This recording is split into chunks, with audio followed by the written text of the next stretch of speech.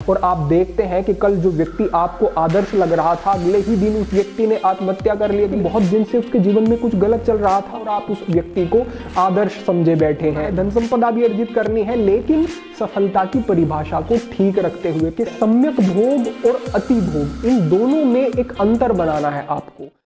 हमें हमारे बंधुओं के बहुत सारे ऐसे प्रश्न प्राप्त होते हैं कि इस माया के मध्य में रहते हुए, सब चीजों का उपभोग करते हुए, हर प्रकार के व्यक्ति से मिलते हुए हम अपने व्यवहार को ठीक कैसे रख सकते हैं, जीवन में सफलता कैसे प्राप्त कर सकते हैं, इस माया से कैसे बच सकते हैं। क्या इन सब स्थितियों के होते हुए भी एकाग्र रह पाना, स्थित रह पाना, संकल्पों को पूरा करना और जीवन में सफल होना, क्या ये सब कुछ संभव है? और है तो वो क्या सूत्र हैं जिनको हम पकड़कर आगे बढ़ सकते हैं? तो ऐसे ही कुछ महत्वपूर्ण बिंदुओं पर आज हम बात कर रहे हैं। सबसे पहली बात आप ये समझ लें कि जीवन में सफलता के मापदंडों को आपको ठीक करना होगा, सफलता की परिभाषाओं को बदलना होगा। अगर आपकी सफलता की परिभाषा ही ठीक नहीं है तो आप गलत दिशा में जाएंगे, निश्चित रूप से जाएंगे, फिर कोई संभावना नहीं कि आपकी मति भ्रष्ट ना हो। कैसे? आप एक व्यक्ति को देखते हैं और आपको देख करके उसका वैभव, उसके पास बड़े भवन हैं, अट्टालिकाएं हैं, उसके पास बहुत सारी गाड़ियां हैं, अनुचर हैं, नौकर आदि, और सम्मान प्रतिष्ठा भी है समाज में, तो आपको लगता है ये तो बड़ा सफल व्यक्ति है और आप उसके जैसा बनने की कोशिश करना शुरू कर देते हैं। फिर आप उस व्यक्ति को और नजदीकी से जानना शुरू करते हैं, वो भोग विलास में किस प्रकार से संलग्न रहता है उसको देखते हैं, और आप करते करते करते ऐसा समझने लगते हैं कि बस यही सफलता है, यही सफलता और जीवन की पूर्णता का आधार है। और आप देखते हैं कि कल जो व्यक्ति आपको आदर्श लग रहा था, अगले ही दिन उस व्यक्ति ने आत्महत्या कर ली, अगले ही दिन उसने जीवन को समाप्त कर लिया। तो जीवन को समाप्त करने की ये नौबत जब उसके सामने आई तो आप समझे कि बहुत दिन से उसके जीवन में कुछ गलत चल रहा था। जब आप उस व्यक्ति को देख रहे थे और उससे प्रभावित हो रहे थे, तब भी उसके जीवन में कुछ ऐसा था जो कि उसे अंदर ही अंदर खाए जा रहा था और आप उस व्यक्ति को आदर्श समझे बैठे हैं। ये जो आपकी परिभाषा यहां पर खंडित हो गई, गलत हो गई, ये परिभाषा आपको नष्ट करने के लिए पर्याप्त है। तो इस स्थिति में आप कैसे सोच सकते हैं कि फिर सही मार्ग का आप चुनाव कर लेंगे? तो यहां पर थोड़ी सोच बदलें और उन व्यक्तियों को देखें जो व्यक्ति आपसे बहुत ऊंचा जीवन जी करके गए, उन सब व्यक्तियों से बहुत ऊंचा जीवन जी करके गए। उनके पास धन संपदा बहुत अधिक भी हो सकती है और हो सकता है ना भी हो, लेकिन फिर भी वो प्रचंड व्यक्तित्व वाले व्यक्ति थे और जीवन में वो इतने सुख से, इतने आनंद से, इतने संतोष से जी करके गए कि हर व्यक्ति अगर उस संतोष का कुछ प्रतिशत भी प्राप्त कर ले तो जीवन से दुख समाप्त हो जाएगा। हमारा ऐसा कहना बिल्कुल भी नहीं है कि आप धन संपदा अर्जित ना करें। आप जिस भी आश्रम में हैं, आपके जो भी दायित्व हैं, आपके परिवार के लिए आपको जो भी करना है वो करना है, अच्छे से करना है, धन संपदा भी अर्जित करनी है, लेकिन सफलता की परिभाषा को ठीक रखते हुए। पहला बिंदु।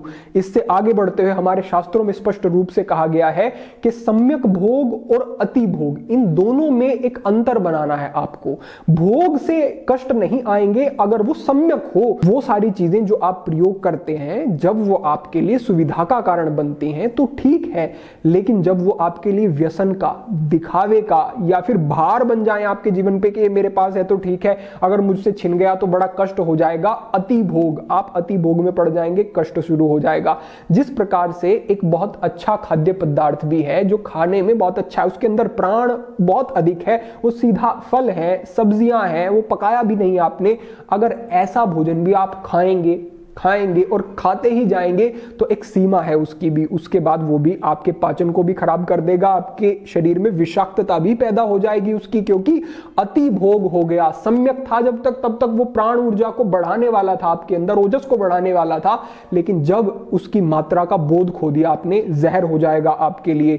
दूसरा बिंदु यही है कि सम्यक भोग और अति भोग के बीच का जो एक बारीक सा अंतर है वो आपको समझना है, और वो कैसे समझ में आएगा, ये आपको समझ में आए, ये कार्य अध्यात्म करता है, ये कार्य धर्म करता है। वो आपके लिए एक सीमा निर्धारित करता है। स्वतंत्र स्वच्छंद जीवन जैसे एक पशु जीता है, बस वैसे ही फिर मनुष्य भी है। इसीलिए शास्त्रों में कहा गया है कि मनुष्य रूपेण मृगाश्चरन्ति, कि ऐसा हो जाता है व्यक्ति जिस प्रकार से शरीर तो उसने मनुष्य का प्राप्त कर लिया है, लेकिन जो उसके व्यवहार और कर्म है वो पशु के जैसे ही है, फिर वो पशु ही कहलाएगा। दूसरा बिंदु हमारा है कि सम्यक भोग और अति भोग के मध्य में आपको ठीक से अंतर करना करना है। तीसरे बिंदु पर चलते हैं तो कहा गया है कि वितराग विषय वा चित्तम के जो योगी हैं, जो महापुरुष हैं, जिन्होंने इतना उच्च जीवन जिया, आप देखें कि हमारे बहुत सारे बंधु कहते हैं कि हम स्वामी विवेकानंद जैसा बनना चाहते हैं, हम दयानंद जैसा बनना चाहते हैं। अनेक उदाहरण हमारे सामने आते हैं। कैसे बनेंगे आप? वितराग विषय वा चित्तम, उनके चरित्र को, उनके व्यक्तित्व का उन्हें समझने की कोशिश करें, उनके समीप जाएं। उनसे जितनी आपकी समीपता बढ़ती चली जाएगी, आप पाएंगे कि उनका व्यक्तित्व तो बड़ा विशाल था। हमें अपने अंदर क्या क्या बदलाव करने होंगे अगर उनके जीवन का कुछ एक अंश भी हम अपने जीवन में प्रतिबिंबित होता हुआ देखना चाहते हैं, तो वो कार्य आप करना शुरू कर देंगे। ये कार्य भी आपके जीवन में बड़ा बदलाव लेकर के आएगा। तो वितराग विषय व चित्तम, ये हमारा तीसरा बिंदु हुआ। चौथे स्तर पर हमें एक बड़ा ही सुंदर उदाहरण याद आता है, इसको हम आपके साथ साझा करते हैं। जब प्रभु श्री राम बाली को मार देते हैं और किष्किंधा का सारा राजपाट सुग्रीव को मिल जाता है, तो प्रभु श्री राम सुग्रीव को कहते हैं कि हम आपको 4 महीने का समय देते हैं। इन 4 महीनों में आपको अपने राज्य की सारी व्यवस्थाएं देखनी है और सब सुव्यवस्थित करके फिर आगे के हमें अपने उद्देश्य की तरफ बढ़ना है। क्योंकि सुग्रीव ने यह संकल्प किया था कि वो सीता माता को ढूंढ के रहेगा और उनकी सहायता करेगा रावण को समाप्त करने और सीता माता को वहां से लाने में। अब जो 4 महीने का समय सुग्रीव को दिया गया, उस 4 महीने के समय को सुग्रीव ने ठीक से प्रयोग नहीं किया और उसके स्थान पर वो भोग विलास में लग गया। वो भोग करने लगा जो भी राजसी भोग उस समय पर हुआ करते थे, और उन भोग के चक्कर में, उस माया में वो ऐसा बंध गया, वो ऐसा फंस गया कि वो जो 4 महीने की समय अवधि थी वो पूरी हो जाने के बाद भी उसके मन में इस प्रकार का बोध विकसित नहीं हुआ कि मुझे सीता माता की खोज के लिए आगे बढ़ना है। जब इतना प्रभु देखते हैं तो प्रभु श्री राम चिंतित हो जाते हैं और वो लक्ष्मण से कहते हैं कि तुम उनके पास जाओ और उन्हें सचेत करो कि तुम्हारा कर्तव्य क्या था और तुम किन कार्यों में संलग्न हो गए हो। बड़े क्रुद्ध होकर के लक्ष्मण वहां पर जाते हैं। अब यहां पर हम थोड़ा सा रुकते हैं और देखते हैं जिस प्रकार से सुग्रीव को वहां पर 4 महीने का समय मिला है, उसी प्रकार से आपको ये जीवन मिला है कि आप यहां पर आए, अपने सारे जीवन को व्यवस्थित करें।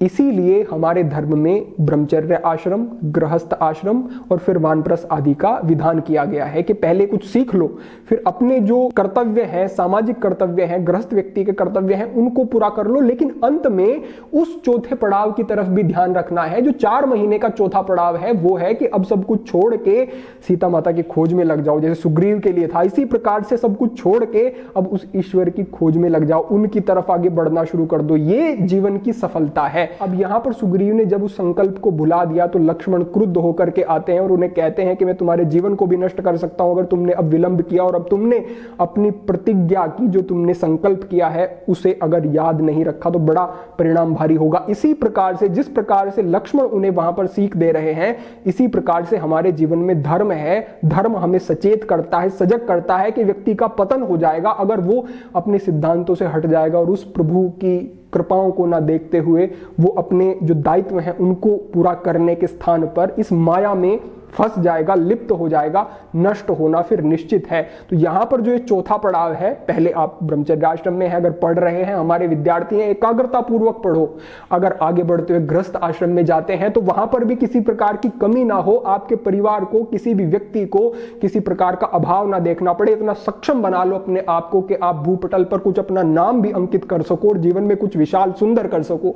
तो आपने वो भी व्यवस्था कर ली। फिर वानप्रस्थ आश्रम में, यानी कि आप अब अपने आपको थोड़ा अलग करना शुरू करें चीजों से, और फिर अंतिम पड़ाव जो है आप इस प्रकार से बढ़ते हुए प्रभु की तरफ भी बढ़े, उनको भी जाने, और बोध हर आश्रम में आपको बना रहे कि आप उस ईश्वर की संतान हैं जिनके स्मरण मात्र से जीवन के सब कष्ट समाप्त हो जाते हैं।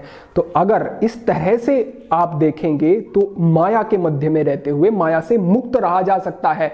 ये एक क्रमबद्ध व्यवस्था है, कोई एक सूत्र नहीं है, कोई एक बात नहीं है। ये आपके जीवन के 4 पड़ाव हैं और आपसे हमने जो ये 4 बिंदु आपके साथ साझा किए हैं, इन बिंदुओं को अगर आप ठीक प्रकार से जीवन में धारण करते हैं, समझते हैं, तो निश्चित रूप से आप एक पूर्णता की ओर बढ़ेंगे और हम भी ये कह सकेंगे कि हाँ, आप अब वास्तव में सफल हो रहे हैं। केवल दिखावे के सफल नहीं, वास्तव में आपके जीवन में वो आनंद है, वो सफलता आपको लाभ दे रही है, केवल प्रदर्शन का विषय नहीं है। और ऐसी ही सफलता आपको चाहिए।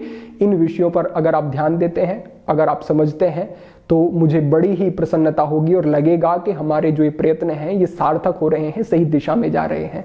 आपके इन विषयों पर जो भाव हो वो प्रकट करें और लिखें। जय श्री राम।